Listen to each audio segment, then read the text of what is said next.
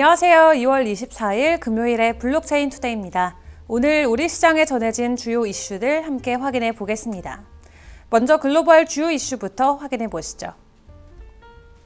글로벌 사모펀드 텐티홀딩스 설립자 댄 타피에로가 10억 달러 규모의 암호화폐 사모펀드 출시를 준비하고 있습니다. 댄 파티에로는 올 3분기 사모펀드 출시를 목표로 브레반 하워드 헤지펀드 공동 설립자인 앨런 하워드 등 거물급의 투자자들로부터 10억 달러를 조달하고 있는 것으로 알려졌는데요. 해당 펀드는 디지털 자산 관련 기업 가운데 중장기적으로 성장 가능성이 큰 곳들을 골라서 포트폴리오에 담는 것이 특징입니다. 아울러 그는 향후 텐티홀딩스와 새로운 사모펀드 회사 최고 경영자직을 겸유할 예정이라고 설명했습니다. 월가에서 공매도 제왕으로 불리는 짐 차노스 회장이 CNBC와의 인터뷰에서 코인베이스가 올해 70% 이상 폭등하고 있지만 펀더멘탈이 약한 만큼 추가 상승 여력이 제한적일 것이라며 코인베이스에 대한 공매도 포지션 유지를 할 예정이라고 밝혔는데요. 그는 올해 상당수 투자자들이 암호화폐 시장 생존에 베팅했기 때문에 코인베이스가 폭등할 수 있었다고 설명했습니다. 더불어 코인베이스는 개인 투자자에 대한 수수료를 인상하고 수익을 내고 있었는데 이는 지속 가능한 사업 모델이 아니다라고 전했습니다. 또 그는 고객 예금에 대한 이자를 지불하지 않는 점도 향후 코인베이스의 발목을 붙잡게 될 것이라고 강조했습니다. 다음으로 국내 주요 이슈 확인해 보겠습니다. 글로벌 NFT 포럼이 포포인트 바이 쉐라톤에서 출범식을 진행했습니다. 이번 행사에는 카카오 엔터테인먼트를 비롯해서 비블록과 헥슬란트, 코인리스, 미래에셋 벤처투자, NH투자증권 등 40여 개 기업의 대표와 임원들이 참여했는데요. GNF는 정치와 경제, 사회, 문화, 미디어 등 산업 전반의 전문가들이 모여서 NFT와 관련된 비즈니스 전략을 토론하고 연구하는 국제 민간회의로 웹3와 NFT, 다오 등의 비즈니스 개발과 변화하는 플랫폼의 청사진을 제시합니다. 또한 NFT와 관련 최신 정보를 공유하면서 참여 기업들의 글로벌 비즈니스 네트워킹을 통해 신규 사업 기회 창출과 상호 협력 및 NFT 산업 진흥을 위한 정책을 제안한다는 설명입니다. 국내 암호화폐 거래소 코인원이 위믹스의 재상장 효과를 누리고 있습니다. 거래되는 암호화폐 중 위믹스가 세 번째로 많은 거래를 기록했는데요. 한때는 2위로 올라서기도 했습니다. 더불어 재상장 이후 코인원 거래량도 증가세를 보였습니다. 지난 22일 기준으로 코인원 워너마켓에서는 위믹스 거래 비중이 비트코인과 클레이튼에 이어서 세 번째로 많은 11.5%를 차지했는데요. 위믹스 거래량과 가격이 큰 폭으로 늘자 코인원의 하루 거래량도 증가세를 나타냈습니다. 이달 15일 5,763만 달러에서 다음 날 8,316만 달러까지 늘었고 17일에는 1억 달러를 넘겼습니다. 이후 감소세를 보여 19일에는 5,326만 달러까지 내렸지만 전날과 이날 다시 1억 달러 이상을 기록한 것으로 확인됐습니다. 이어서 규제 관련 소식들도 짚어보겠습니다. 캐나다 증권관리협회가 암호화폐 산업에 대한 새로운 지침을 발표하고 암호화폐 거래소는 강화된 투자자 보호 규정을 준수해야 한다고 밝혔습니다. 앞서 업계에서는 이달 말부터 CSA가 현지 운영 암호화폐 거래소에 대한 사전 등록 규정을 강화할 계획이라고 전해진 바 있는데요.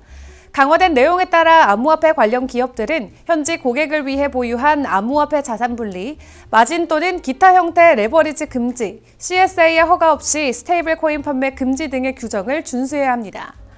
업체들은 사전 등록 프로세스를 통해서 규정 준수 사항을 확인해야 되고 확인 기한은 30일입니다. 미국 블록체인협회 CEO 크리스틴 스미스가 블룸버그와 인터뷰에서 의회는 전체 시장을 포괄적으로 검토할 수 있는 암호화폐 법안을 마련해야 하며 과정은 개방적인 절차로 진행해야 한다고 전했습니다. 그는 이어 FTX와 샘 뱅크먼프리드가 가까웠던 워싱턴 DC의 많은 사람들이 배신감을 느꼈기 때문에 현재 의회가 어려운 입장이라고 전했는데요. 또한 집행 조치 등으로 입법을 주도하는 규제기관들의 이슈는 오직 구체적인 특정 사안들에만 머무르고 있지만 스테이블 코인과 시장 측면의 규제를 내놓는 게 범죄 행위를 단속하는 것보다 더 높은 우선순위에 있어야 한다고 강조했습니다. 뿐만 아니라 그는 블록체인의 분산 원장은 전통 금융 시스템보다 훨씬 더 투명하다고 덧붙였습니다. 안녕하세요. SNS 핫이슈의 김예림입니다. 오늘 SNS에서는 어떤 이슈들이 주목받고 있는지 살펴보겠습니다.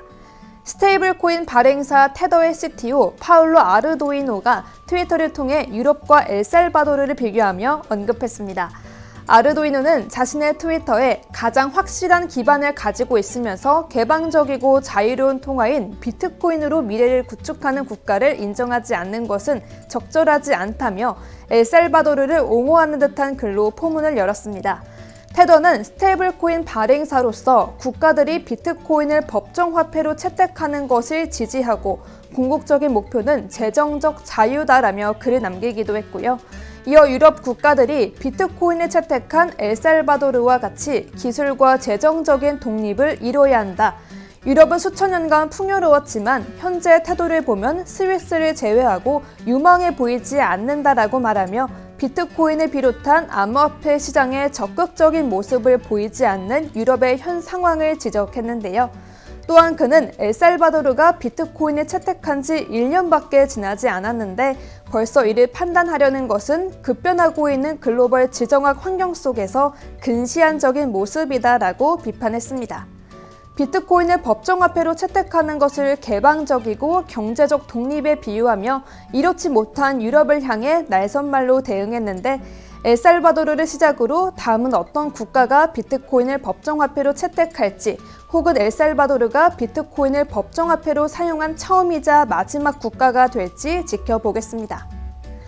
다음으로는 트위터 소식입니다. 작년 12월 말이죠. 트위터가 암호화폐 가격을 표시하는 캐시 태그를 선보였습니다.